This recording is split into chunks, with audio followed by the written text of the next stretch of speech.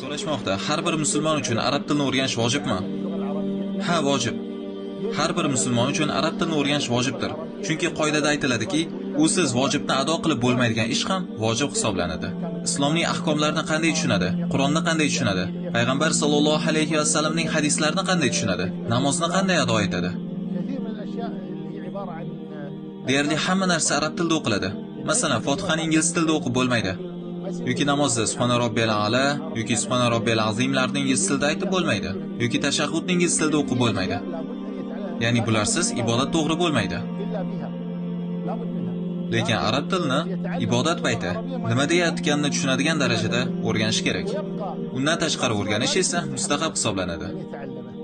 Masalan, shariat ilmlarini arab tilida o'rganish va hokazo. Kim ingliz tilini o'rganib bu dunyoyingizni obod qilarsiz. Siz balkim rus tilini o'rganib juda ham chiroyli odam bo'larsiz. Gрамотный, eng zo'r inson bo'larsiz, lekin Allohning huzurida eng zo'r musulmon bo'lishingiz uchun albatta arab tilini o'rganishingiz kerak. Bir inson men Allohni tanimoqchiman. Men dinimni mukammal yashamoqchiman. Men uchun din dunyoyimdan ham hamma narsadan muhim. Dirkan va dinimni mukammal o'rganmoqchiman dirkan, arab tili kaliti bilan arab tili xonasiga kirmas ekan, hech narsa olmabdi o'ziga. Ingliz tili sizni hozir 21-asrda dunyoga va pul topishingizga qanchalik yaqin qiladigan til bo'lsa, arab tili sizni Allohga shuncha yaqin qiladigan.